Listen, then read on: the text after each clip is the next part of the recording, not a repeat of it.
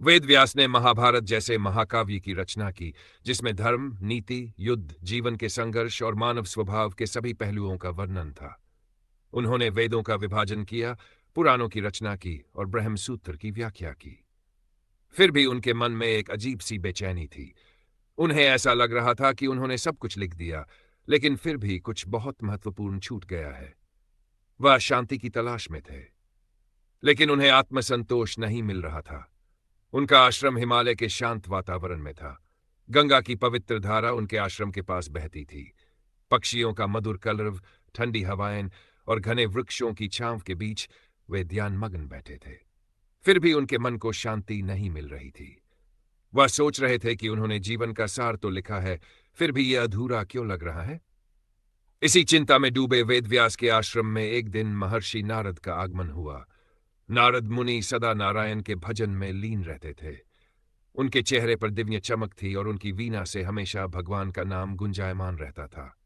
जैसे ही वे आए, वेदव्यास ने उनका सत्कार किया और अपने मन की व्यथा उन्हें बताई। व्यास ने कहा, हे अरद, मैंने महाभारत लिखा, वेदों का ज्ञान दिया, पुराणों की रचना की, लेकिन फिर भी मेरे मन को शांति नहीं मिल रही। ऐसा लगता है कि जीवन का कोई सबसे महत्वपूर्ण संदेश अभी भी छूट गया है। मुझे समझ नहीं आ रहा कि अधूरापन क्यों महसूस हो रहा है। नारद मुस्कुराए। उन्होंने अपनी वीणा बजाई और बोले, हे व्यास, तुमने सत्य, धर्म, नीति और मानव जीवन के कर्तव्यों की चर्चा की, लेकिन क्या तुमने प्रेम और भक्ति का पूर्ण रूप से वर्णन किया? व्यास चकित होकर बोले, मैंने धर्म और नीति की शिक्षा दी है, मोक्ष का मार्ग बताया है, लेकिन भक्ति की चर्चा भी की है। नारद मुनि बोले, नहीं व्यास, तुमने भक्ति को संपूर्णता में नहीं बताया। धर्म के नियमों का पालन करने से जीवन व्यवस्थित होता है, लेकिन जीवन का असली उद्देश्य क्या है, असली सुख किस में है, यह तुमने विस्तार से नहीं बताया। व्यास ध्यान से सुन रहे थे। नारद ने आगे कहा, संसार में सबसे बड़ा सुख केवल भक्ति में है। भगवान की प्रेममयी लीलाओं का वर्णन करने से ही जीवों को सच्चा आनंद मिलेगा। तुमने अभी तक केवल नीति और ज्ञान की बातें लिखी हैं, लेकिन प्रेम और भक्ति का अमृत नहीं बहाया।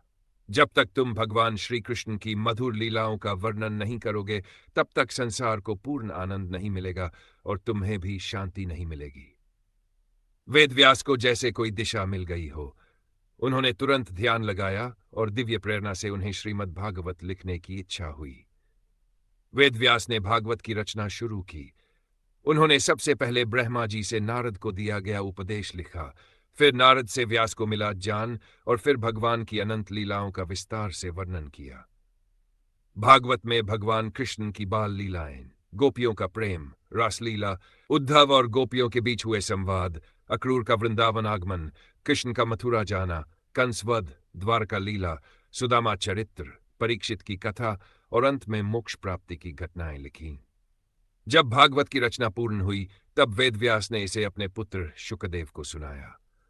शुकदेव पहले सांसारिक विषयों में रुचि नहीं रखते थे, लेकिन जैसे ही उन्होंने भागवत सुनी, वे उसमें लीन हो गए। फिर यही भागवत उन्होंने राजा परीक्षित को सुनाई, जिन्होंने इसे 7 दिनों में श्रवण करके मोक्ष प्राप्त किया। भागवत केवल एक ग्रंथ नहीं, बल्कि प्रेम, भक्ति और मोक्ष का महासागर है। इसमें यह बताया गया है कि ज्ञान, योग और तपस्या से भी बड़ा केवल एक ही मार्ग है, प्रेम और भक्ति का मार्ग। भगवान अपने भक्तों के प्रेम में बंध जाते हैं और जो कोई भी सच्चे हृदय से उनका स्मरण करता है, उसे वे स्वीकार कर लेते हैं। इसलिए वेदव्यास ने भागवत की रचना की। उन्होंने देखा कि केवल ज्ञान और धर्म की शिक्षा से संसार को शांति नहीं मिल सकती। जब तक प्रेम और भक्ति का संदेश नहीं दिया जाएगा, तब तक मनुष्य जीवन के असली उद्देश्य को नहीं समझ पाएगा। यही कारण है कि भागवत को भक्ति महापुराण कहा जाता है। अगर आपको यह कथा अच्छी लगी हो तो इस वीडियो को लाइक करें, शेयर करें और चैनल को सब्सक्राइब करें, ताकि आप भविष्य में भी ऐसी अद्भुत कहानियों का आनंद ले सकें।